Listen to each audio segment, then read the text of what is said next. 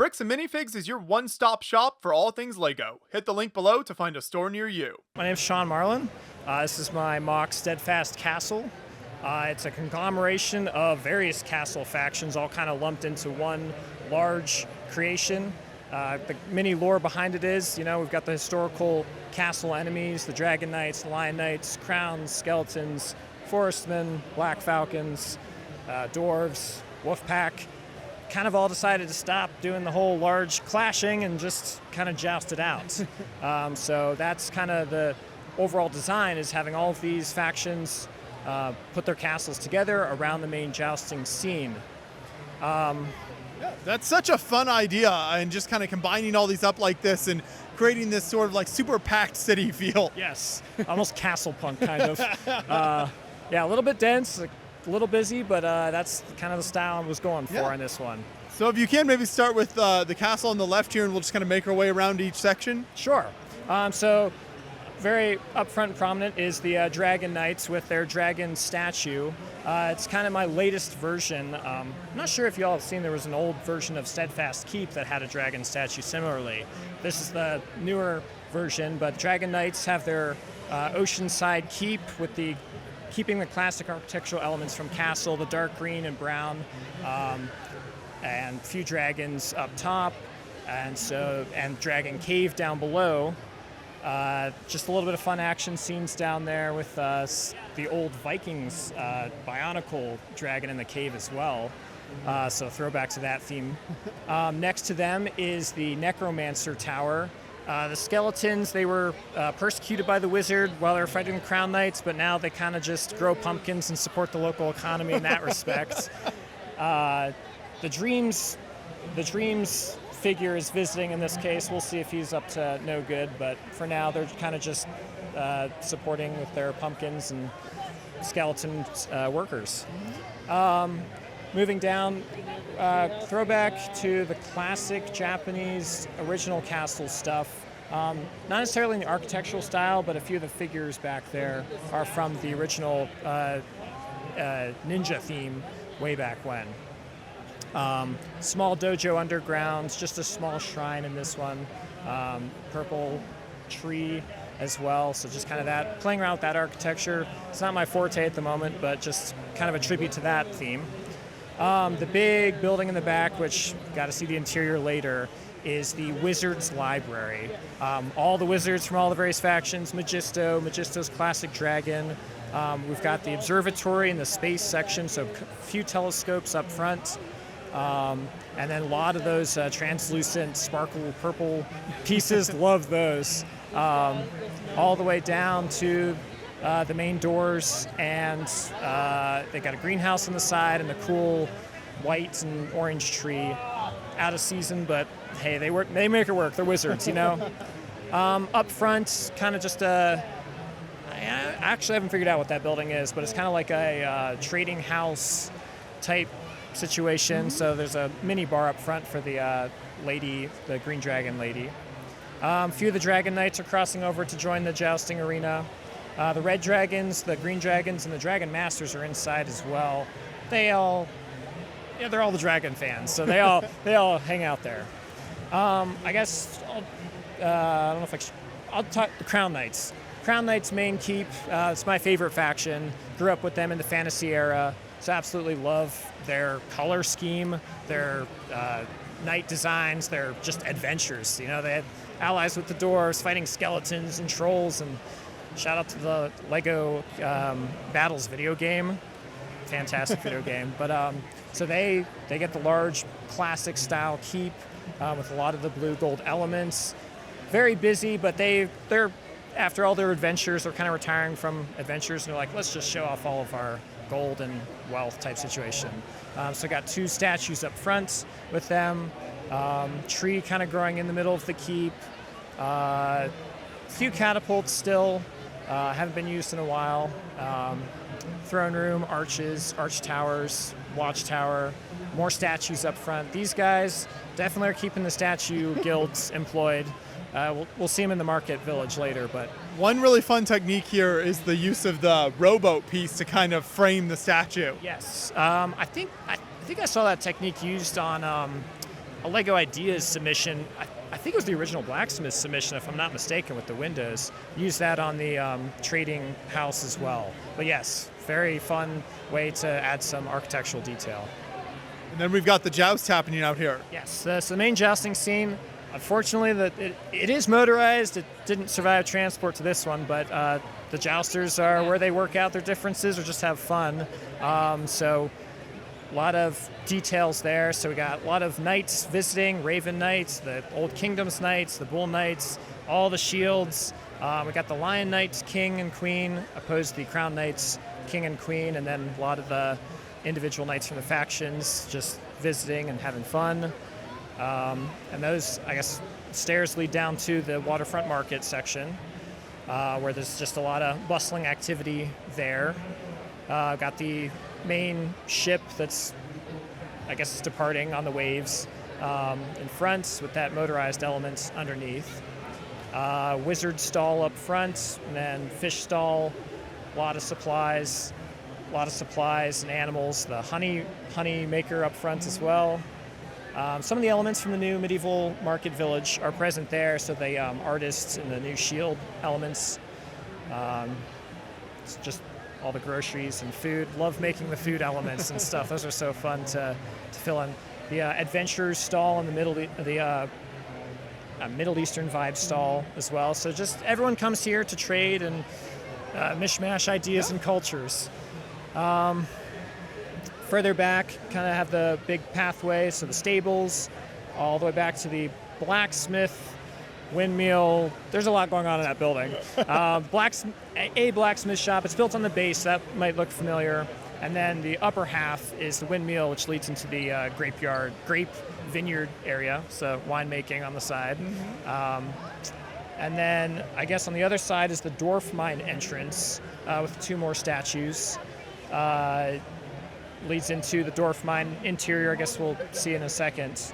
Dwarves, also one of my favorite factions. They're unique, have their own vibe, underground. Their helmets, beards, just classic. Got a little bit of shops outside as well. They might sell some your classic dwarven mining equipment, hammers, dynamite, drills. There's a few anachronistic things in here.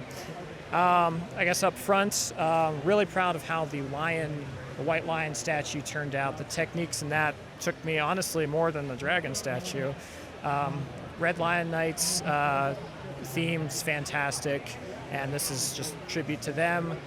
Kind of used a lot of the Prince of Persia color scheme here, so maybe a bit of backstory is they went and adventured in the desert and mingled with those cultures and brought back that architecture and said, let's just set up their trading outpost tower operation there. So a lot of details up front.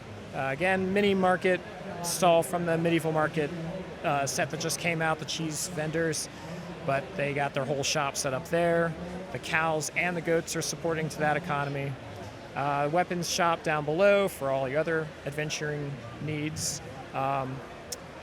This section here, I can't remember builders' names. I see so many great builders out there, but there was a great 2-story shop that had similar vibes to this. Yeah. So take inspiration from all sorts of places.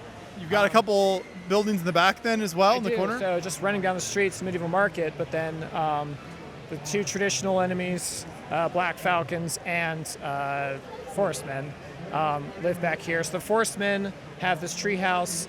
A lot of the parts are from the treehouse set, so very similar color scheme and vibe, but the trunk definitely had to modify that heavily for this, and the cool tree bridge in the middle of the town's pretty cool, with an herbalist's hut as well up on the tree. And the Black Falcons, of course, they get a bar in their post-adventuring days, full bar. A lot of fun details there. Stained glass window up front. Maybe a bottle's gone through it recently, maybe. So I guess that's the exterior of all these buildings. There's so much more, though, to see. I was going to say, the other half is just everything else inside. So Lion Knights, throne room, barracks, stuff like that, going through the town. This building here, a lot of inspiration / most of the parts from the later medieval market sets. Glassblower's shop, This one was interesting, or this one was a lot of fun, I think, with just all those cool transparent parts. And then next to it is the, I don't know what the term is, but the tapestry making shop. They got the sheep right next to them. Again, with that cool printed part from that latest set. And the sheepskin rug too. Down below, we start to get into the big dwarf mine area. So the dwarves have their throne room. That was actually the very first part of this entire build, is dwarf throne room, that started this whole thing. It's pretty much stayed the same. And then down below is the dwarf treasure room, dwarf dining room, and then their whole mining operation. A few Easter eggs up top as well. I love the use of the like woolly mammoth to pull the minecart. Yep, I've seen that in a dwarf mine mock as well too. So like I said, I've seen a lot of these elements and just kind of integrated them as well. I used to have an elephant, but the brown stands out. Mm-hmm. Yeah, mammoths are fun. A few fun Easter eggs: Indiana Jones' skeleton and a Power Miners skeleton, and some Power Miners rock monsters in there. Okay. I don't know if there's too much. No, this is great. Okay. I love all the detail. Okay. Treehouse, just one forestman kind of watching out. The herbalist huts, just kind of that cute CMF guy, I believe, with the acorn hat. Archery range for the forestmen, and they got the Black Falcon CMF participating in that as well. Black Falcon bar, because they just got to have it all. You know, they've been collecting the good stuff over the years. So Red Falcons, Black Falcons, newer Black Falcons, all of them are just having a good time. Might be a little bit of planning of operations up top, but we'll see what happens. Down below the Black Falcons is kind of the mutual loot room, Easter egg room of rooms there. So it's shared with all the factions, but there are very many Easter eggs in here to both movie, TV, and Lego franchises throughout here. I don't know if I can list all of them, but I feel like this is almost like a video game where you go through each faction, but then you unlock this room at the very end. It would be something like that, yes. So yeah, I don't know. That one's an exercise to whoever sees this, but like there's many Easter eggs in there to space themes, Junkbot video game, all sorts of niche Lego stuff. Getting into the main Crown Knight castle, full interior. Briefly pass through the dungeon. There's a witch getting tortured and a few skeletons and trolls and whatnot. That's the access to electronics as well. In the main keep itself, another Easter egg to the Aqua Raiders 2 theme under the river, just for fun. So here the Crown Knights are hosting the newer Red Lion Knights from the latest Lion Knights castle. So the Queen is present with her whole retinue, and they're all just having a nice feast. A lot of fun details here. The chandelier, I got to give a shout out to. That was a lot of pick and brick wall elements, but that was a lot of fun to assemble. Kind of at the last minute too. I need to work on lighting, but that one I'd love to. Above the main feast hall is the throne room, which again, a lot of fun blue gold elements. Just the Crown Knight's color scheme is fantastic. King, of course, is out watching the joust scene, but you can get to appreciate his throne and armored knight statues, various gold details in the back. Up above the throne room is just the king's bedroom with a few of the details, again, from the Lion Knight's castle, the Yellow Castle tribute. Across the bridge is kind of the king's personal study with a few bookshelves and a keg, because he needs it sometimes. That whole secondary tower's just got a few fun rooms, a crypt to the kings of old, kind of like an outdoor living room where a few of the ladies of court are chilling out, the music room where the jesters are providing entertainment to the main hall, and the kitchen attached to the main dining room. And then down below is kind of just all the storage of weapons, food, supplies for a castle. A little bit of a redesign. I kind of originally had this as like a port front thing where everyone would come in through the gates, but changed to a garden, so they just store stuff there. Lastly, is kind of my favorite part of the whole build is the Wizard's Library interior. Just love making library bookshelf elements, and I just had a lot of fun making this. So the Wizards inside have their main room, again with another chandelier, but all the bookshelves, all their scrolls, skeleton statues, other statues. So I could put in all the fun, translucent pieces and knickknacks I've picked up through the years. So the upper section's kind of like a more traditional library, and the lower section's with so there's some dark magic happening on the left side, and the right side's kind of more like the geography mapping section of the library. So just lots of fun stuff in there. Upper section's also got Spaceman statue from the Space Police line, a planetarium section, and then below that's kind of the greenhouse. Wizards derive potions from all sorts of fun stuff on that section. So I like how you kind of stuck the motor in there. Yes, yep, that little bit of hidden, little bit of open gear action there to get the Magista's dragon going around. Kind of tough to make it spin around the main structure, but there's ways to make it happen. Yeah. But yeah. This whole layout is just incredible. The level of detail, both exterior and interior scenes, is really fantastic. So how did you then kind of incorporate the movement in throughout this, and how does it kind of break down into different sections so you can incorporate all that? Yes, so again, kind of still learning on the movement. Just that was a central design element at the very beginning, was making sure the electronics were accessible so that I could add in the Technic motors as I went through. So behind the treasure room's like 3/4 of a base plate deep, and then the last base plate's got a lot of the motors. The mechanical linkages, they would connect to the Dwarf mine. Again, they kind of suffered in transport, so I pulled them apart for this one. But otherwise, the cables all originate here. They go out through a cave up front to the jousting scene and the boat. There's a really fun Monty Python Easter egg if you follow that cable out the front with the bunny. And so those cables go through, and that did drive a lot of the positioning for these modules and the order in which they were set up as well, just making sure everything plugs in. So I think there's a total of 6 motors somewhere, and still working on the electronics, but they're all in the same circuit for now, so central control. Yes. Yeah. And I love to see kind of the different towers. You mentioned it's almost like a medieval cyberpunk type of idea. And you can see some of the similarities. People have seen our videos on like the new Hashima City cyberpunk builds that are just insane. But you've got kind of like your different stacks here with some of these buildings. Yes, that's a little bit of the vibe afterward. I was like, is Castlepunk a thing? Because I feel like this would qualify for that. There's so many cool factions, and I'd love to see all of them represented somehow. And they can, I will admit, it is a bit busy, but hopefully like the different architectures of each of them make it distinct so that it does kind of work together. Right. Yeah. I think that's part of what gives it such a unique style. So do you plan to expand on this idea with other factions or anything like that in the future?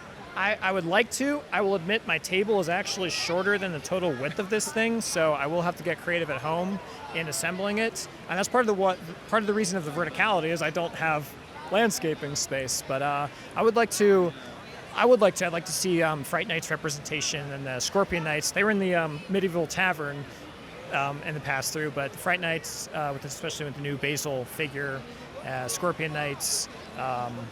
Just a few of those factions, even just like adding some tournament tents would be cool if I can find real estate for them. So yes, other thing I really want to do is, especially at a convention like this, is learn the lighting situation and figure out how to get some of this stuff more accessible and viewable, just to show off more of these. You've got all these great chandeliers; they're ready to be lit up. They are. So, and stained glass windows too. Yes. So very much would like to just keep working on this one.